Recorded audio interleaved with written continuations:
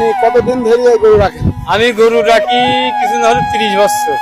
30 বছর? আলহামদুলিল্লাহ চাচা, মানে আপনার গরু মোট কয়টা আছে? এখন মোট 7টা আছে। 7টা? জি। আর এই যে এখানে যে মাঠটা আছে, এই মাঠটাই মোটামুটি তো ভালোই ঘাস টাস আছে, গরু খায়? আছে, ঘাস ভালোই আছে। তাহলে কি কি গরু আছে আপনার? আমার 7টার মধ্যে 6টা হইলো গাভী আর 1টা হইলো আইলি। কয়টা গাভী আর টাই? হ্যাঁ।